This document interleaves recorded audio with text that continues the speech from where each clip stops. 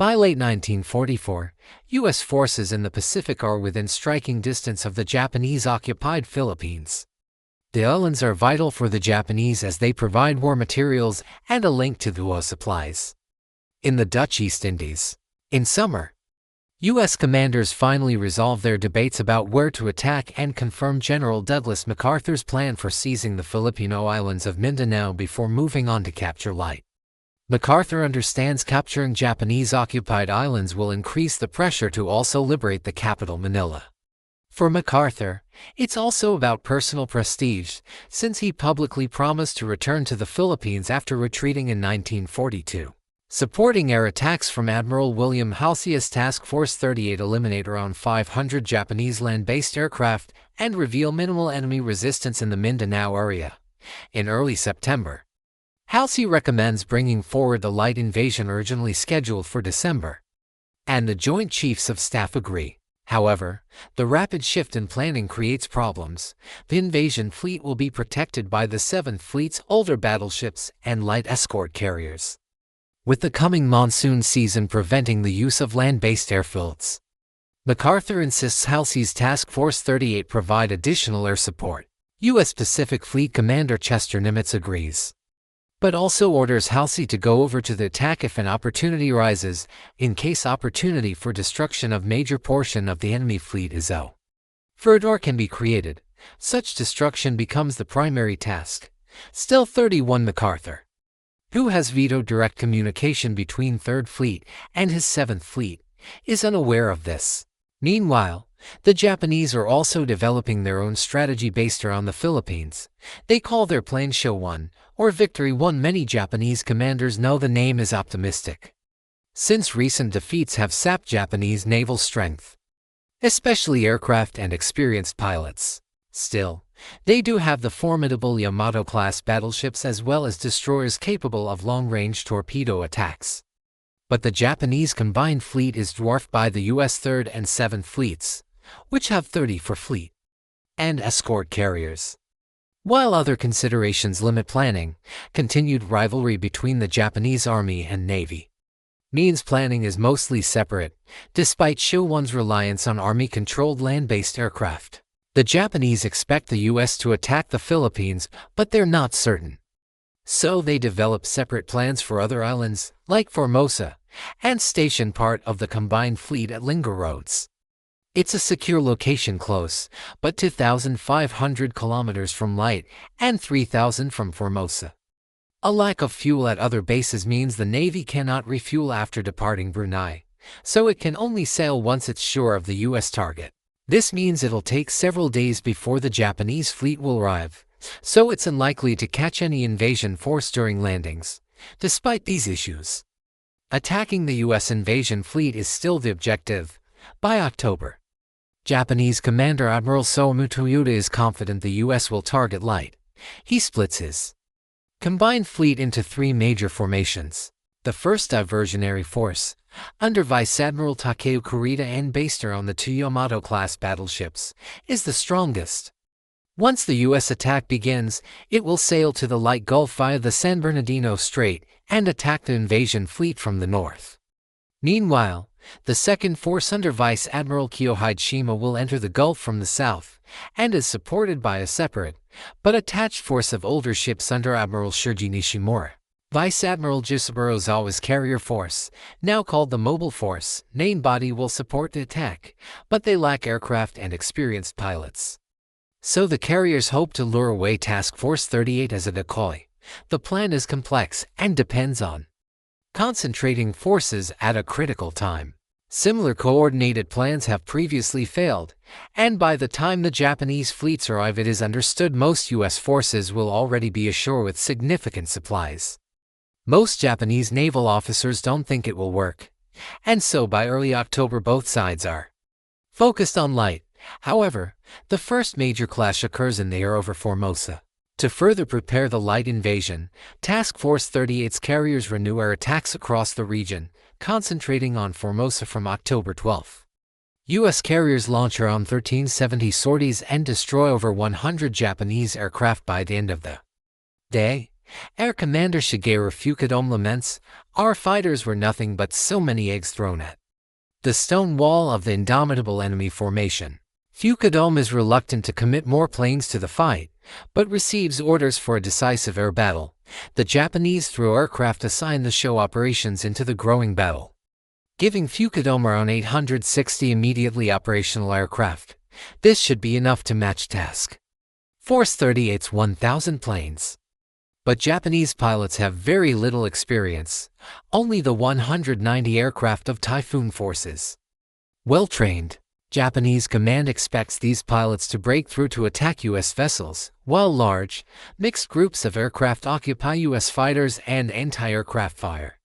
Radar operator Mike Carney notes a wave of 75 to 100 aircraft. The CAP pilots began to report a great many different kinds of planes. In other words, this was not a homogeneous, well-integrated tactical outfit, but it was very much a heterogeneous air mob coming up there, composed of all kinds of damn things. In the ensuing melee, the Americans shoot down or chase away most Japanese aircraft.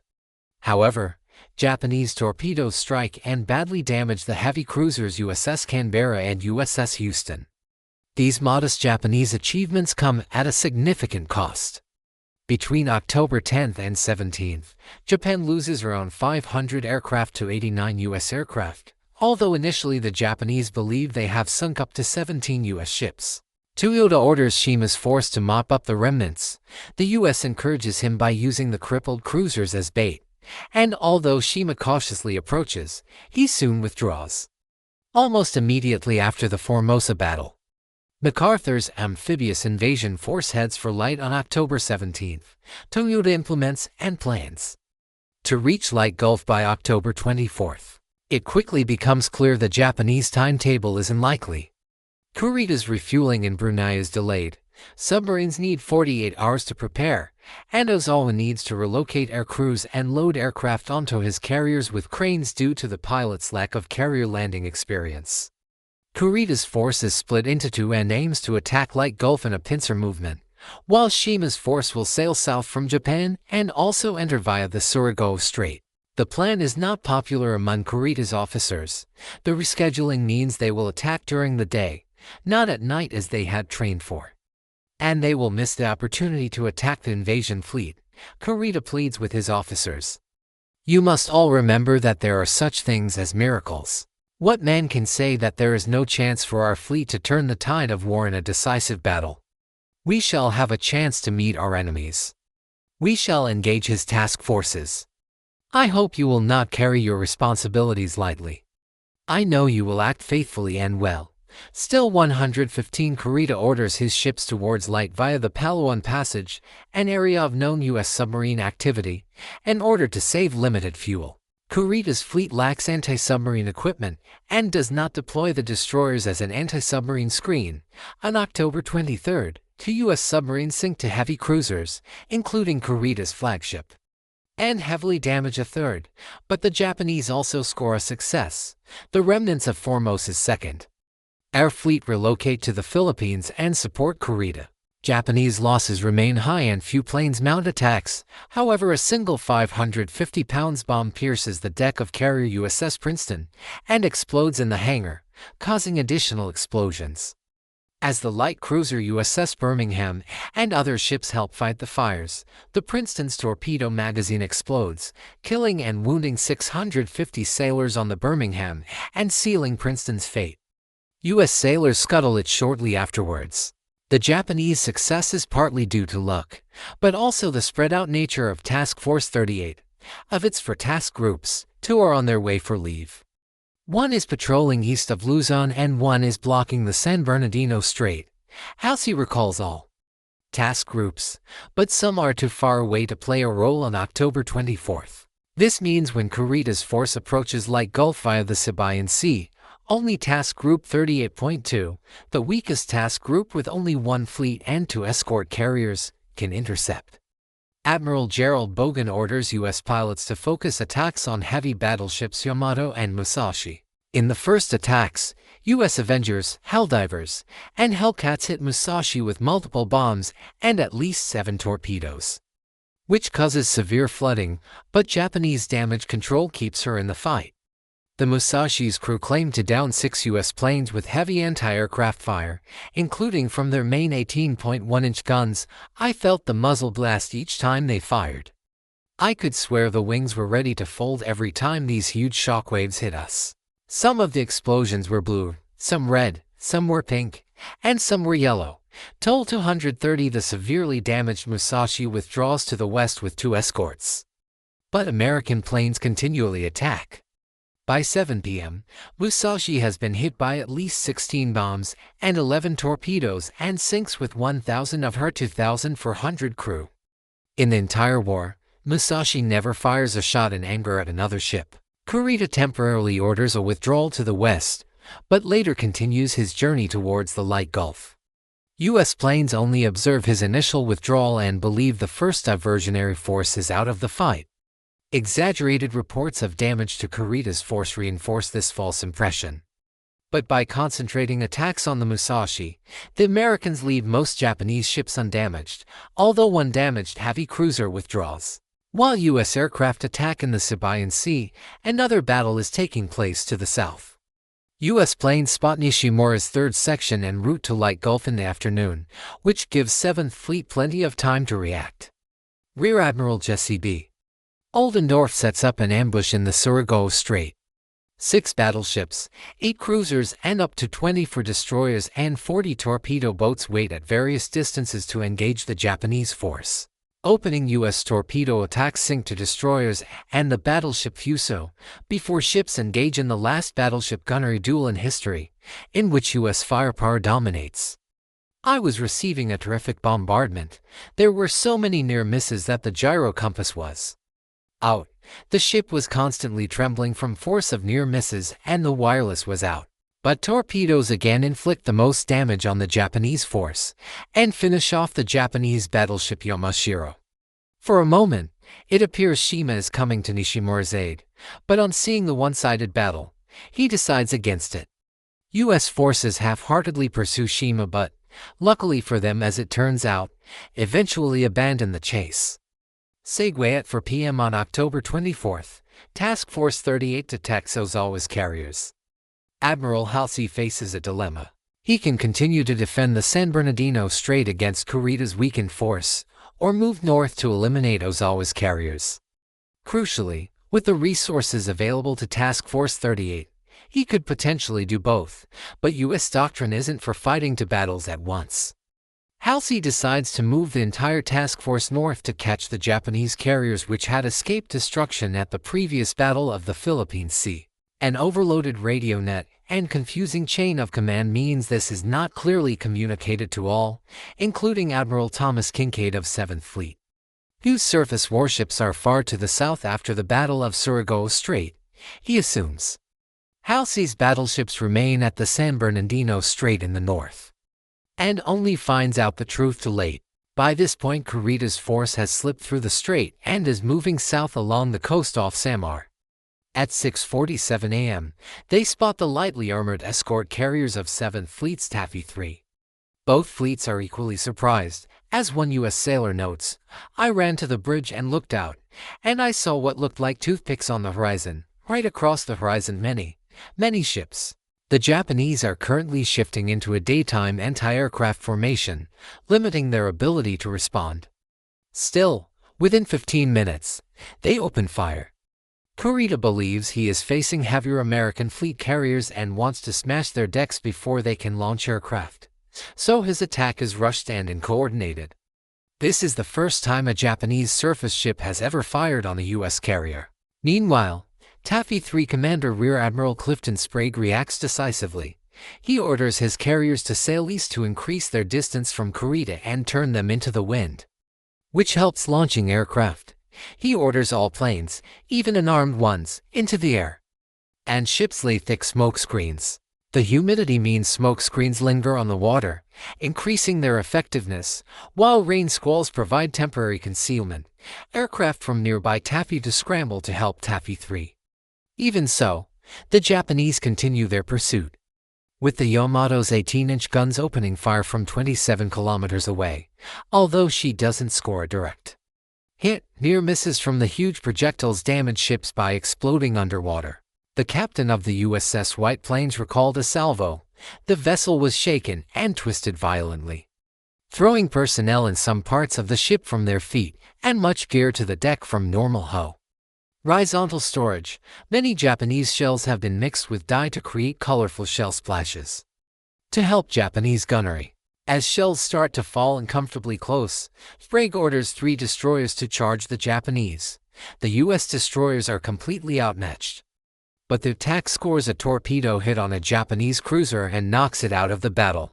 But other torpedoes miss and the destroyers come under heavy Japanese fire. Yamato's smaller shells hit the USS Johnson 3 times before the American ship manages to hide in a rain squall. USS Hull, however, is hit up to 23 times and sinks with most of her crew. As Kuritas sends forward his own destroyers, USS Johnson attacks again, forcing the Japanese destroyers to launch torpedoes from an unfavorable position and score no hits. However, Japanese fire now focuses on Johnson, which soon sinks. Tadashi Okuno, aboard one of the Japanese destroyers, recalls men were floating on the water's surface or sinking beneath it, while half-naked crew members jammed themselves into lifeboats and rowed away. Escaping, we were close enough to see their unkempt beards and the tattoos on their arms. One of our machine gunners impulsively pulled his trigger. He must have been overflowing with feelings of animosity towards the enemy, but it was checked by a loud voice from the bridge saying, "Don't shoot at escaping men. Stop shooting, stop. U.S. air attacks, torpedoes, and harassing destroyers hinder Japanese gunnery against the fleeing carriers." Even when Japanese shells do hit, the U.S. carriers are so lightly armored that armor-piercing shells sometimes pass through without exploding. Still, the carriers are taking damage. Yamato indirectly hits USS Gambia Bay, forcing it to fall behind and take fire from other Japanese ships. It eventually capsizes and sinks, but the Japanese also lose ships. Even though U.S. pilots launch attacks in an improvised manner, they remain a major distraction and contribute to the sinking of 3 Japanese cruisers and damage many more. These attacks, combined with Kurita's continuing belief he is facing a much stronger fleet carrier force, results in a controversial command decision. Just as damage is starting to mount against Taffy 3, Kurita calls off the pursuit and withdraws through the San Bernardino Strait. But Taffy 3 is not safe yet. Shortly after Kurita's withdrawal, a wave of kamikazes attack the carriers, sinking USS St. Lo. This new, desperate Japanese tactic first emerges in the battles of the Philippines. We talked to military aviation historian Christoph Bergs about the first kamikaze attacks. Kamikaze attacks were not new. For example, during the action off Bougainville in February 1942, Lieutenant Masayoshi Nakagawa tried to steer his damaged aircraft right into USS Lexington. Similar spontaneous incidents happened throughout the war by pilots on all sides. Japanese pilots may have done it more often, usually when they knew that their plane was so damaged, they would never get back to base. However, by October 1944 it was different. Japan started to adopt suicide attacks as a standardized tactic in both the Army and Navy air services. Various commanders, like Alt. Col. Takashi Jigusa, Alt. Col. Koji Tanaka, Rear Admiral Masafumi Arima and Vice Admiral Takejiro Onishi, are typically considered as the fathers of kamikaze. In fact, Arima died on October 15, reportedly after trying to ram into CV-13 USS Franklin. Onishi, although initially opposed to kamikaze, then used Arima's attack to start ordering Japanese squadrons to commit suicide attacks in the Philippines. The reason for this was a simple cost-benefit analysis. The Japanese air units in the Philippines were under intense pressure and it was unlikely they could hold out for long before all being lost. So, when Onishi toured the first units, he frankly explained to them that they were going to die soon anyway if kamikaze gave them a chance to inflict higher losses too. And soon. The first kamikaze attacks were ordered against Allied ships. The kamikaze attacks surprised the Allies during the Philippines campaign. The success of kamikaze may even have surprised the Japanese. One calculation by the Allies on this early period indicates that kamikaze attacks had a 10 times better chance of scoring a hit than conventional air attacks 3, next to sinking or damaging about 40 ships in the area. -1 carriers were hit, one of them, USS St. Lo, sank. October 1944 was merely the beginning, based on the early success during the Battle of Leyte Gulf. The kamikaze program was drastically expanded as Japanese continued to lose ground against allied foe. RCS, Imperial Special Attack Units for suicide attacks, were formed, although not every kamikaze pilot was formally part of such a unit. Japan increased the number of identified suicide attacks between 1944 to 1945 by about 604. For example, as the Allies closed in on Okinawa, between April and May 1945, Japan flew more kamikaze attacks than during the whole period of October 1944 to March 1945. However, it achieved about the same number of hits, showing that kamikaze was now less effective even though more planes were sent. This is because the Allies adapted to the Japanese attacks. One of the most famous countermeasures was the VT, or variable time fuse. Its name was a security cover. The VT fuse was not your typical time-delayed fuse that explodes into those famous black puffs along the path of a bomber. Instead, it had a small proximity sensor. By transmitting a signal and receiving a return, the shell could sense if a plane was close and explode at the optimal point. Between October 1944 to March 1945, if the plane came into the range of A, Japan had a 73% chance of a hit or near miss on a ship. Between April and May 1945, this dropped to 43%, and these numbers dropped even further. This strongly suggests that improvements to AA and fire control had a significant effect on Japanese attacks. However, early warning and fighter planes were equally important, maybe even more so. With radar and fighters, the Allies could intercept Japanese attacks long before they reached a task force and got into AA range. For this, radar, radio communication, and a clear command and control system was needed, by placing radar-equipped destroyer pickets at some distance from a task force. Kamikaze attacks were identified early and fighters were vectored to intercept. Statistically, if a plane was intercepted at 10 miles out from a ship, the chance for kamikaze planes to reach said ship was still 50%. But if it was intercepted at 50 miles, the chance dropped to 27%. This is why only about a third of all kamikaze attacks ever got close to a task force 8.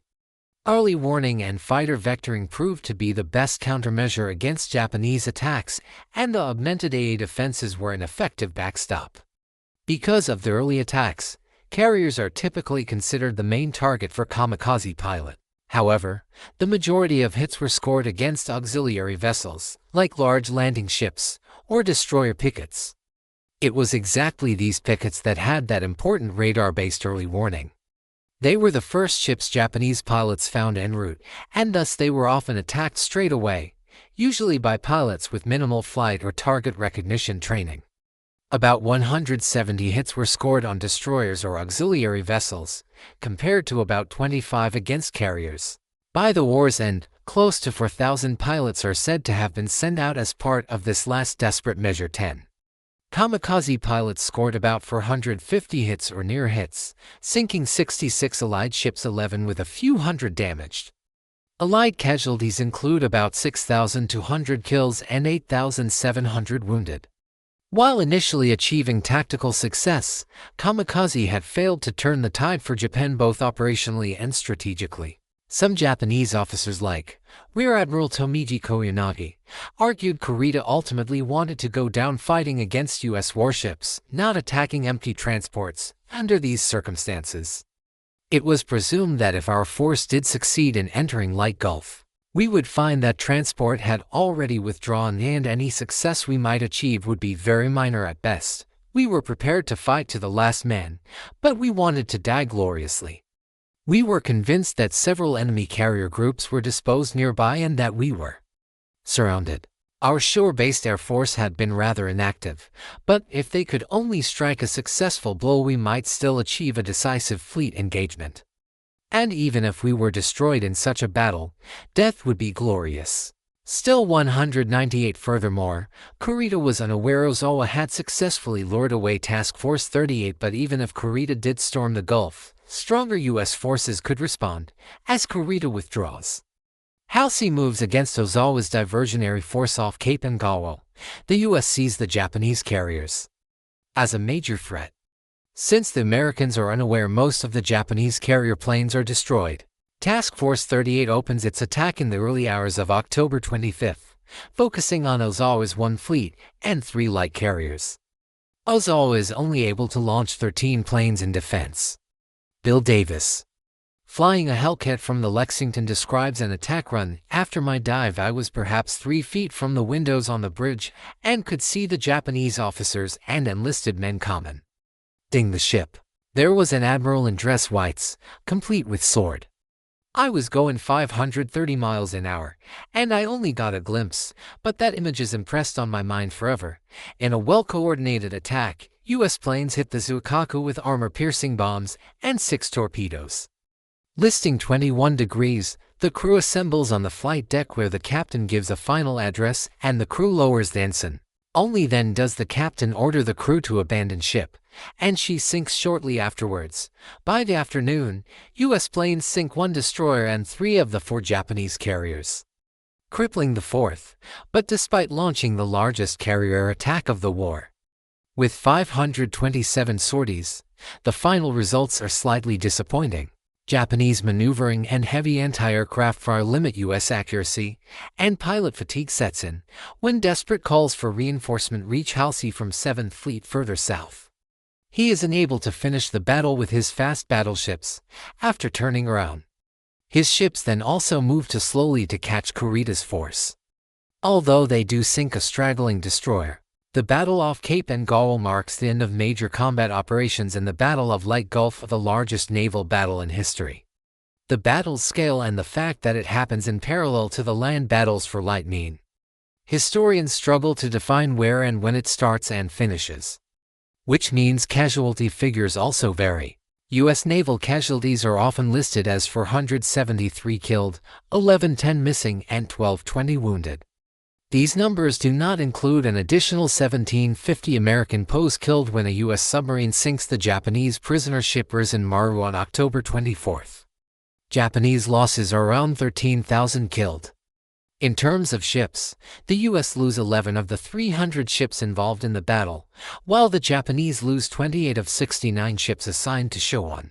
On the surface, the Battle of Leyte Gulf seems like a major U.S. victory, but some have questioned whether the U.S. could have achieved even more, with fewer losses. Many observers point to Admiral Halsey's conduct and personality. His critics accuse him of blindly taking the Japanese bait and giving the Japanese with their only reasonable chance of success in the Leyte Gulf, even though some of his intelligence officers advised against it. Although Halsey was popular with the public, he had strained relationships with his superiors and colleagues.